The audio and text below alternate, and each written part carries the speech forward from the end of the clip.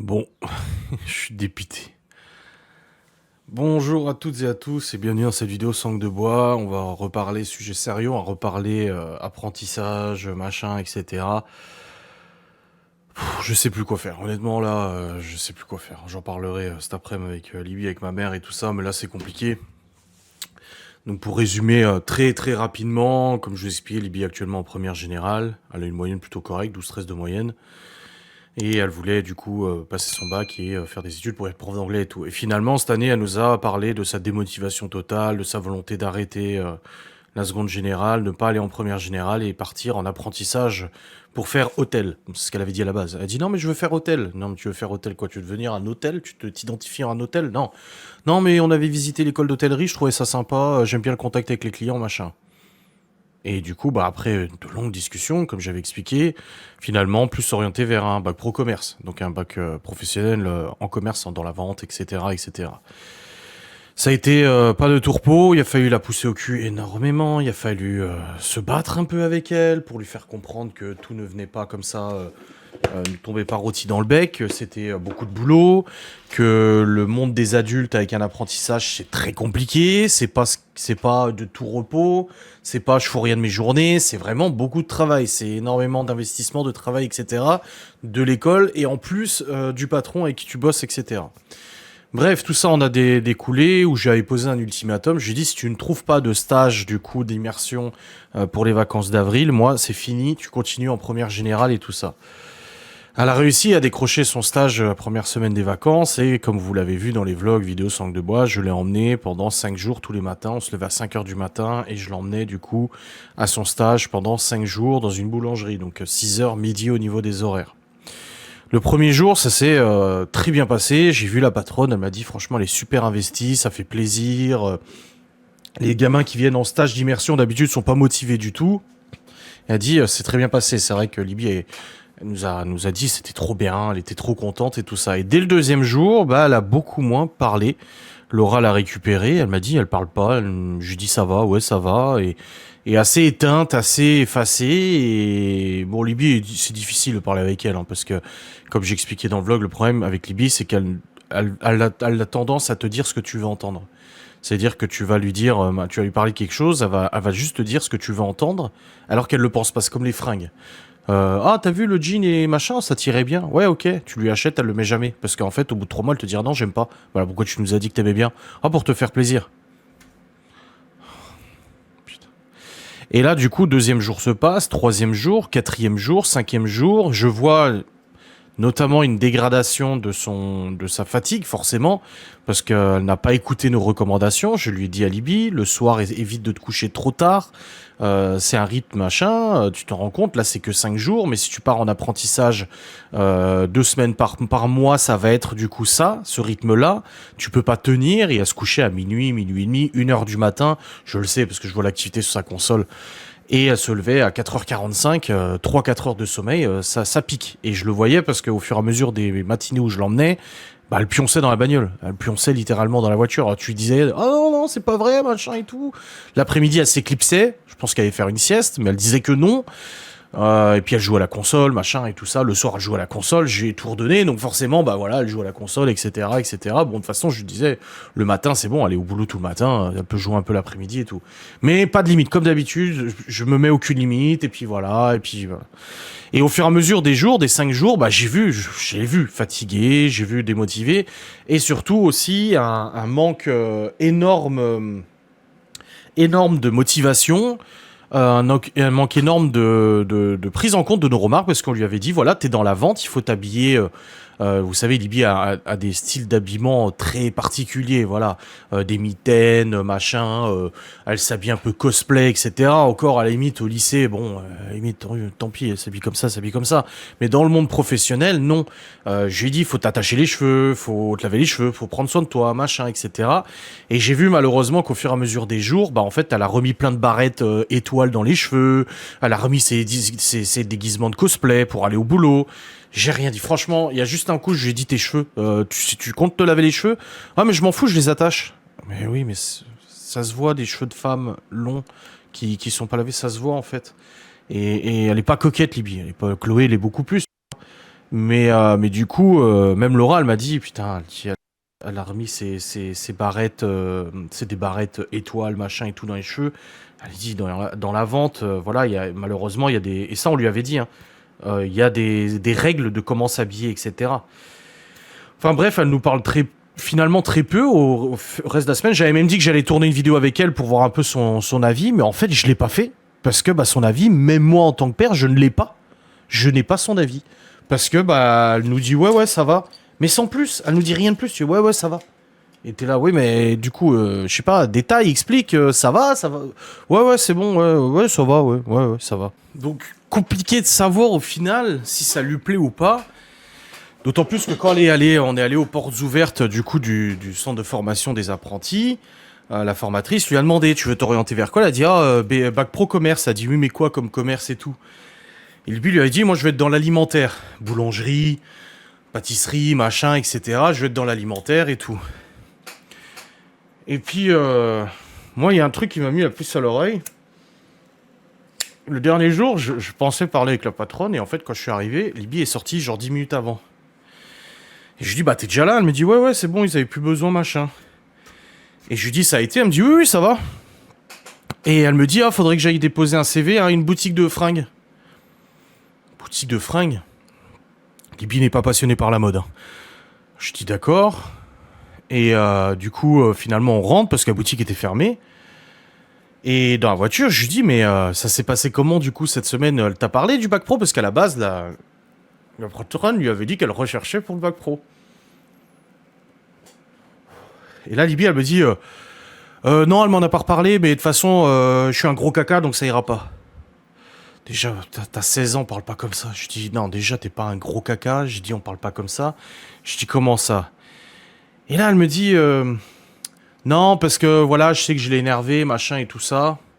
Elle dit, parce qu'elle a voulu me montrer un truc, comment emballer, je sais plus quoi. Et je lui dis, c'est bon, je sais faire. Et ça lui a pas plu, du coup, elle est partie. Elle m'a dit, bah écoute, débrouille-toi si tu sais faire. Et elle a dit, je suis allé la voir pour m'excuser, dire, ah bah je voulais pas vous embêter.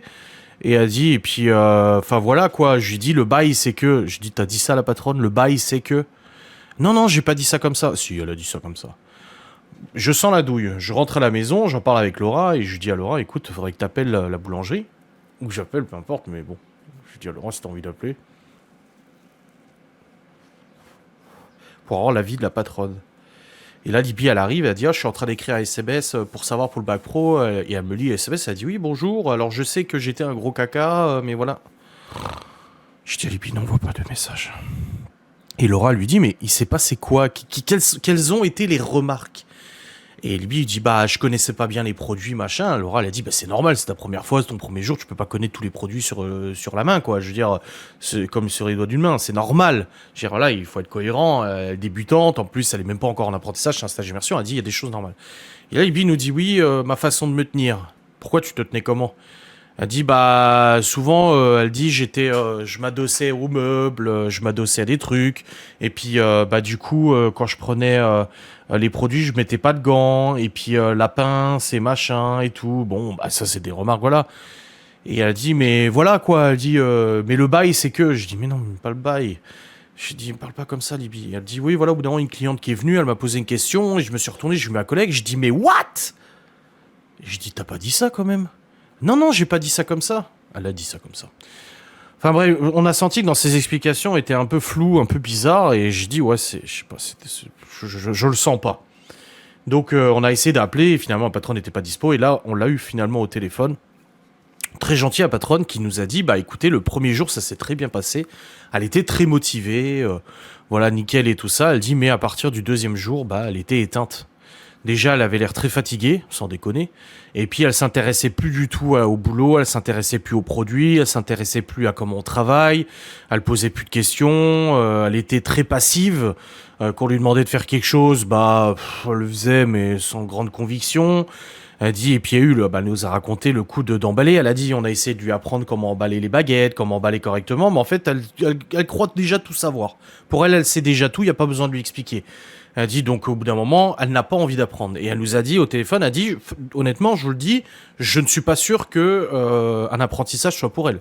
Elle a dit je suis pas sûr du tout que ce soit fait pour elle parce qu'elle est pas du tout mature et dans elle est pas du tout dans le moule de quelqu'un qui va partir en apprentissage, en tout cas dans la vente. Elle dit donc, elle dit franchement, elle dit à part le premier jour, le reste ça a été compliqué. Donc c'est pour ça qu'elle nous parlait plus. Et du coup, Laura lui a dit, bah merci de nous l'avoir dit. Elle dit, c'est important de nous le dire, qu'on puisse savoir et tout. Et elle a dit, elle se braque très rapidement dès qu'on lui dit quelque chose. Elle se braque, elle écoute même plus ce qu'on lui dit, plus aucun conseil et tout. Et du coup, bah, Laura, elle raccroche et tout. Moi, j'appelle ma mère, je lui en parle un peu. Je lui dis, bon, on en parlera cet après-midi quand tu reviendras avec les enfants et tout. Je dis, mais là, c'est compliqué. Elle me dit, ah bah, je vais en parler avec Libye. Et là, Libye m'écrit, elle me dit, j'ai écrit à la patronne, en lui demandant ce qui allait pas. Mais déjà, faut pas faire ça. Nous, enfin, Là, elle m'a réécrit. Je viens de lui répondre. Du coup, elle m'a écrit. Et elle me dit, voilà, je l'ai appelé, machin et tout ça. Et elle me dit, j'ai fait beaucoup d'erreurs, machin, etc. Elle dit, c'était un peu compliqué. J'ai pu voir que c'était pas le même type de travail que je connaissais. Bah déjà, elle connaissait aucun type de travail. Si, le stage qu'elle a fait, mais dans un salon de tatouage, tu vois. Et pareil, dans le salon de tatouage, c'est pareil. Quand j'avais parlé avec la tatoueuse, elle m'avait dit, bah au début, c'était bien. Puis à la fin, en fait, elle passait son temps à dessiner. Elle écoutait même plus ce que je disais. Et Libye, elle me dit, blablabla. Ça m'a permis de voir que l'alimentaire n'est pas forcément simple comme je l'imaginais. Du moins dans les boulangeries, donc bah je sais que c'est pas forcément sur quoi je vais me diriger. Oui, mais il n'y a pas 36 solutions en fait. Le problème c'est ça, c'est qu'il n'y a pas 36 solutions. Lorsqu'elle m'avait parlé de motivation, j'ai tout de suite essayé d'agir, d'apprendre comme je pouvais les pains, etc. Elle m'a dit que je m'étais refermé sur moi-même, que je ne communiquais plus. C'est mon premier stage, les erreurs c'est normal. J'ai aussi pu voir que les horaires en boulangerie sont vraiment pas confortables, comme vous m'aviez prévenu. Mais au moins j'ai essayé. Je peux du coup comprendre que la boulangerie c'est pas fait pour moi. Et je lui ai dit, je pense que le problème n'est pas la vente en boulangerie, c'est le travail d'adulte tout simplement. Tu n'es pas assez mature pour ça, c'est une vérité. J'ai rien que tes cheveux, tes tenues, ton heure de coucher, tu n'as absolument pas pris en compte nos conseils et nos remarques. Je dis maintenant c'est ton avenir et pas le mien. Et elle me dit, voilà, je vais faire de mon mieux, etc. Je lui dis, tu passes ton temps à trouver des excuses et à dire, je vais faire ci, je vais faire ça, mais ça ne change jamais. Dans le monde du travail, tu n'as pas le droit à l'erreur. Là, aujourd'hui, moi, je me pose réellement la question de savoir est-ce qu'elle est vraiment capable d'aller en apprentissage, parce que là, une fois, si elle arrive à trouver un maître d'apprentissage, donc déjà, t'élimines tout ce qui est boulangerie. Donc, tout là où elle avait la possibilité de faire un bac pro, t'élimines. Ça n'existe plus. Maintenant, elle veut quand même être dans l'alimentaire, donc ça va être quoi c'est compliqué, tu vois. Dans les fringues, bah peut-être, je sais pas. Mais le champ se réduit énormément. Si t'enlèves l'alimentaire, la restauration, le champ se réduit fortement au niveau des possibilités d'apprentissage. Je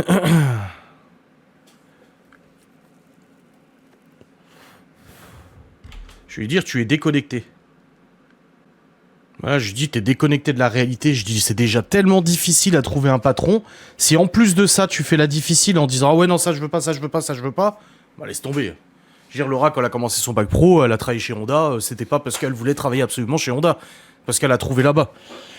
Donc aujourd'hui, moi j'ai dit à Laura, je sais pas quoi faire. Il y a deux solutions. La première solution, c'est qu'elle aille quand même en apprentissage, elle trouve un patron, mais avec le risque, le fort risque qu'elle ne soit pas assez mature pour un travail en entreprise et que du coup ça se passe très mal. Comme voilà, Laura elle a des amis qui ont des gosses qui ont fait apprentissage aussi, ça s'est très mal passé parce que bah ils arrivaient pas à rentrer dans le rôle du salarié, en gros de l'apprenti, en tenant tête, en faisant la gueule et machin et tout ça. Et là, ça va très mal se passer avec le patron. Ou alors elle continue en première générale. Voilà.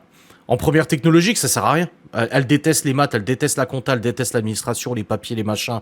Donc en STMG ou compta, ou je sais plus comment ça s'appelle, nous c'était STT à l'époque. Laisse tomber.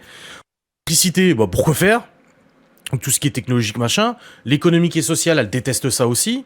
Tout ce qu'elle aime, c'est l'anglais. Le reste, même le français, elle adorait le français au collège. Aujourd'hui, au lycée, elle dit qu'elle aime plus parce que ses notes sont pas assez élevées.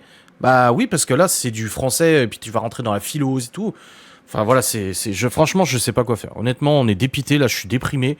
Je suis dépité et je sais pas quoi faire. Je sais pas ce qui est bon à faire. Je ne sais pas. Je suis dans le flou total et voilà. Et on en parlait. Laura, elle dit, le problème, c'est qu'elle a 16 ans aujourd'hui. Elle rentre dans un âge où maintenant punir, ça sert plus à rien. Je dis, ça sert plus à rien. Je dis, c'est quoi le problème là? Je dis, c'est sa console, encore une fois, elle a passé toute sa journée, toute sa soirée sur la console, en sachant qu'elle se levait à 4h45 du matin, c'est pas possible qu'elle tienne un rythme pareil, et elle a pas réussi à avoir la discipline de se dire, non, ce soir je joue pas, et je dors. Moi, tous les soirs, quand je me levais pour Libye, le soir, je disais à Laura, 22h30, 23, moi, faut que je dorme, je sais que j'ai pas besoin de beaucoup de sommeil, moi, faut que je dorme. Et j'avais pas envie de dormir, j'ai envie de regarder la télé. Mais il fallait que je dorme, j'avais pas le choix de dormir. Donc je dormais. Et ça, elle a pas eu cette discipline-là. Et comme on disait, on parlait de Malone. Malone, à partir de la seconde et de la première au lycée, il avait plus de limite sur son PC. On le surveillait plus, on le disait plus, ah non, le jour d'école, t'as pas de PC. On disait plus rien. Il avait des bonnes notes, donc ça va, tu vois.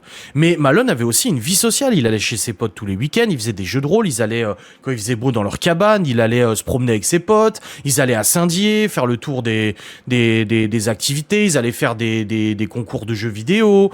Quand il était chez son père, il allait promener, couper du bois, machin, il revoyait des potes et tout, son père l'emmenait chez ses potes. Il avait une vraie vie sociale. Libby n'a aucune vie sociale au final. Sa seule vie, c'est sur Internet. C'est ses potes sur Internet qu'elle connaît même pas. C'est ses jeux vidéo, ses jeux de machin, et c'est tout. Le reste, niette. La fille de Davy, qui est amie avec Libby, elle voit ses copines tout le temps. Et je dis à Libby, mais pourquoi toi tu y es jamais? Oh non, parce que je préfère rester à la maison.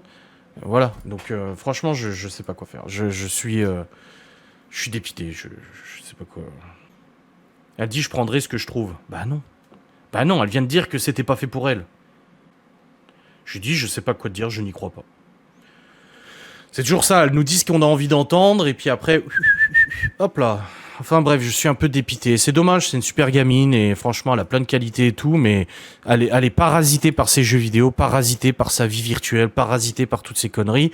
Et encore une fois, je vais lui supprimer, là, je vais encore me prendre des remarques de ma mère, de Laura, en disant, oh bah non, ça sert à rien de la punir. Quoique, à midi, Laura, on en a parlé, elle m'a dit, non, c'est vrai que j'avoue que là, la console, c'est trop, là. J'ai dit, bah bien sûr que c'est trop. Mais bien sûr que c'est trop. C'est... Enfin, franchement, je suis déprimé, je suis dépité, je sais pas quoi faire.